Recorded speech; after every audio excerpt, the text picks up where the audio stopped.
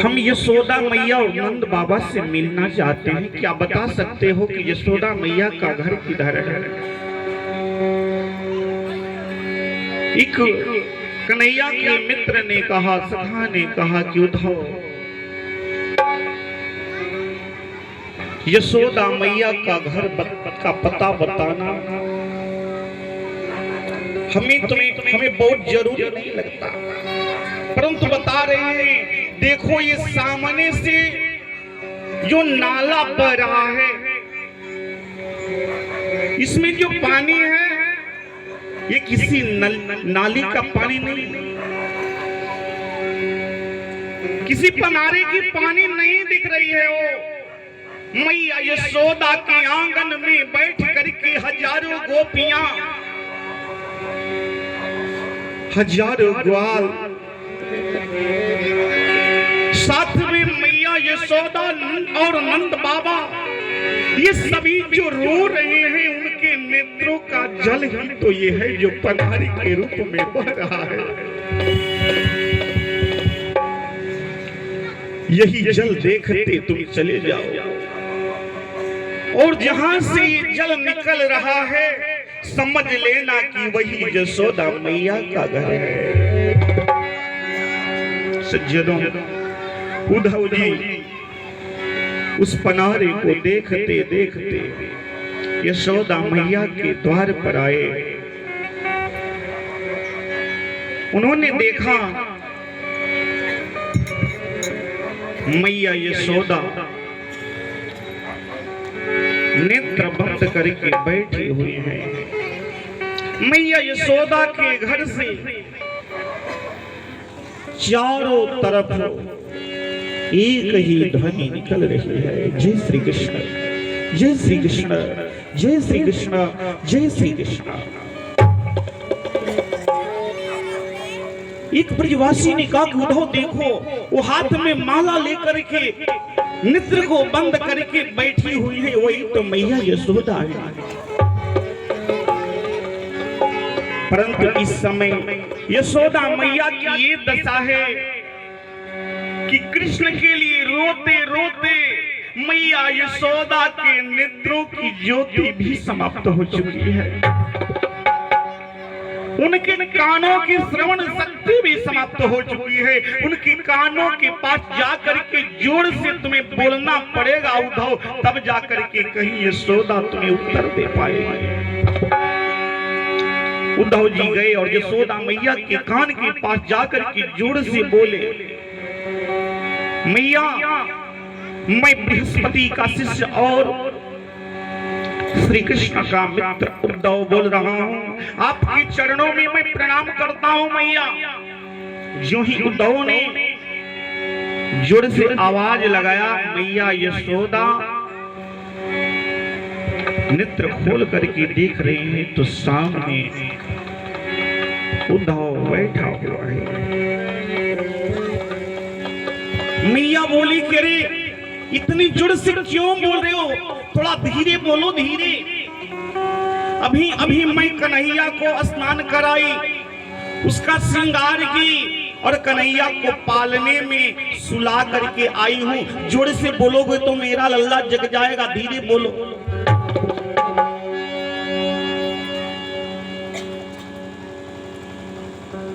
ये बात सुनकर के उद्धव की मुक्ति चकरा गई।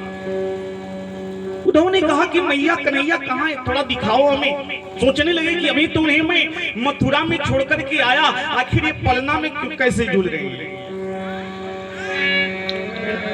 उद्धव का हाथ पकड़ करके लेकर के पालने के पास गई मैया यशोदा, और जो ही मैया ने पालने में देखा कि मेरा कन्हैया इस पालने में नहीं है, धड़ाम से जमीन पर गिर गई। हाय रे कन्हैया, तुम मुझे छोड़ करके चला गया। तूने तो कहा था कि मैं परसों आ जाऊंगा, परंतु कन्हैया आज परसों बीत गए, तुम हमें छोड़ दिए, ऐसे ही आए नहीं तुम मथुरा से।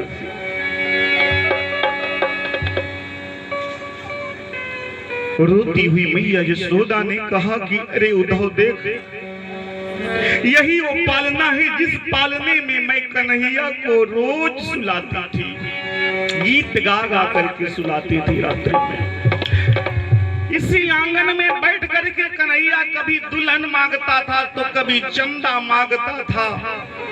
एक बार तो एक मटकी फोड़ने के ताई मैंने कन्हैया को ओखल में भी बांध दी थी।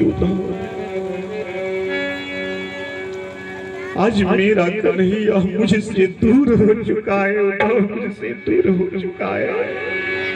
मैया रो रही है।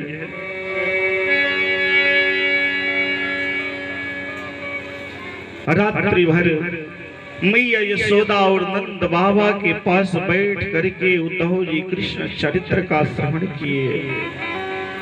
सुबह होते ही उद्धव जी ने मैया यशोदा से कहा कि मैं राधा रानी से मिलना चाहता हूं। मैया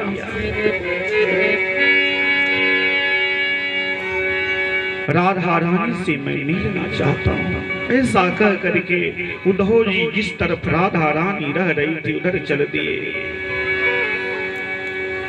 उद्धव जी ने मन में सोचा कि जब मैं यशोदा मैया और नंद बाबा से बात नहीं कर सकता,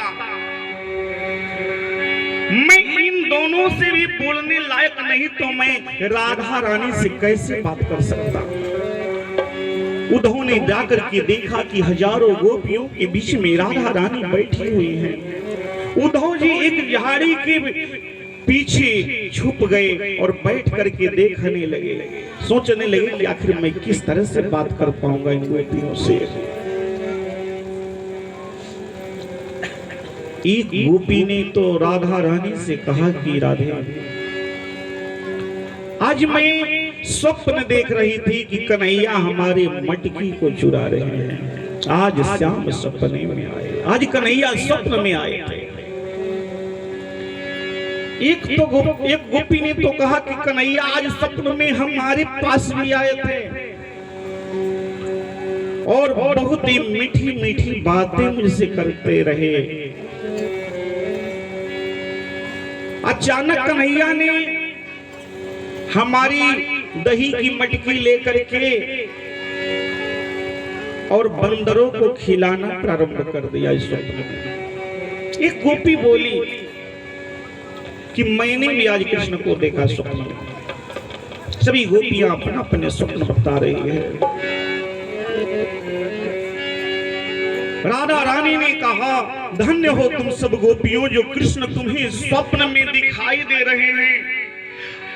मुझे तो स्वप्न में भी नहीं दिखते। क्यों?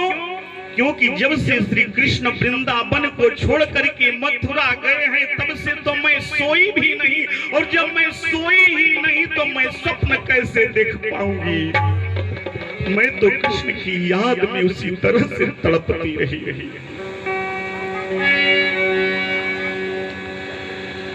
जगदीश से नाता जुड़ा जब है तब क्यों जग की परवाह करें। बस याद में उनके रोते हुए पलकों पर अश्रु प्रवाह करें।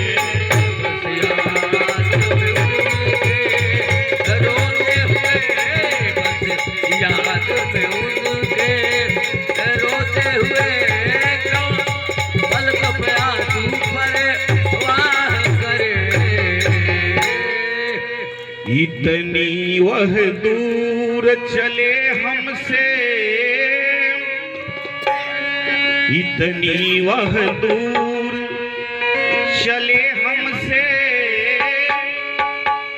जितनी हम उनकी चाह करें।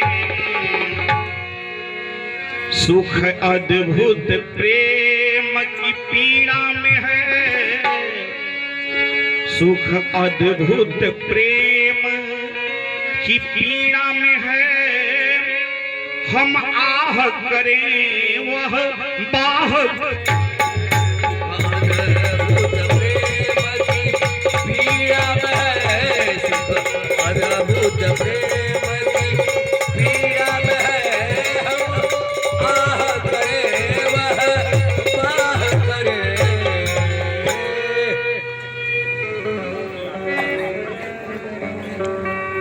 हेलो हरिओम। हे मुरलीधर छलिया मोहन, हे मुरलीधर छलिया मोहन, हम भी तुमको दिल दे बैठे। हे मुरलीधर छलिया मोहन, हम भी तुमको दिल दे बैठे।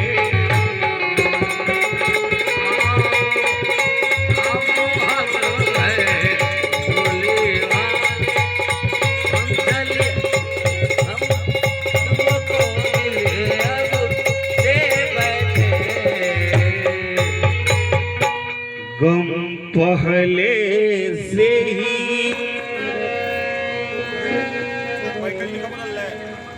ए बाबू देख रहे, गम पहले से ही कम तो न थे, अब और मुसीबत ले बैठे।